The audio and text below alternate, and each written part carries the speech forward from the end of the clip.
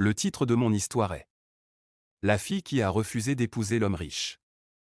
Dans un village paisible du Mali, vivait un homme si riche, que l'on croyait qu'il pouvait tout acheter, des terres, du bétail, même la loyauté des gens, mais un jour.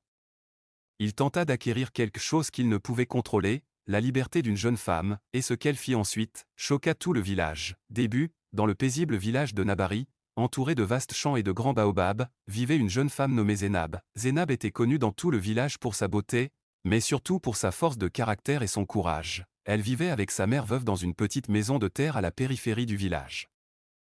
Elles n'étaient pas riches, mais elles étaient respectées. Zénab aidait sa mère au champ, allait chercher de l'eau à la rivière et traitait tout le monde avec bonté. Beaucoup de jeunes hommes l'admiraient, mais Zénab avait une règle.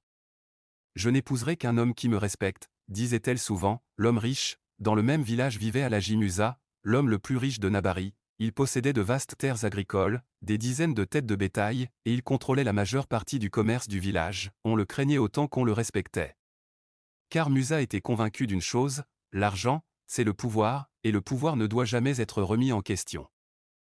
Un jour, en traversant le village, Musa aperçut Zénab, et à partir de cet instant, il prit sa décision, elle sera ma femme, la demande en mariage. Le lendemain matin, Musa envoya des cadeaux chez Zénab, des sacs de riz, des bijoux en or, de beaux vêtements. La mère de Zénab fut stupéfaite.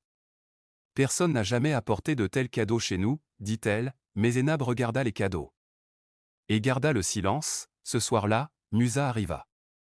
Je suis venu épouser votre fille, déclara-t-il avec assurance. La mère regarda Zénab, s'attendant à de la joie.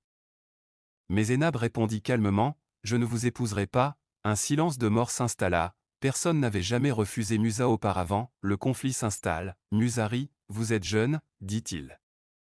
Vous ne comprenez pas ce que je vous propose. Je comprends, répondit Zénab, mais je n'en veux pas. Le sourire de Musa s'effaça peu à peu. Vous le regretterez, dit-il froidement. À partir de ce jour, la vie devint difficile. Musa jouissa de son influence. La mère de Zénab perdit l'accès à certains marchés. Les voisins s'éloignèrent. Des rumeurs se répandirent dans le village. Pourquoi refuserait-elle une telle richesse? Est-elle folle? Mais Zénab resta ferme. Le secret, un soir, alors qu'elle allait chercher de l'eau près de la propriété de Musa, Zénab surprit une conversation. Musa parlait avec deux hommes. Point cacher le grain avant que la sécheresse ne s'aggrave, dit Musa à voix basse. Nous le vendrons plus tard à un prix plus élevé. Zénab se figea. Le village était déjà en proie à la famine, et Musa, en secret, stockait de la nourriture pour profiter de leur souffrance. Son cœur se mit à battre la chamade, elle comprenait. Maintenant la vérité, la richesse de Musa n'était pas fondée sur la générosité, elle était fondée sur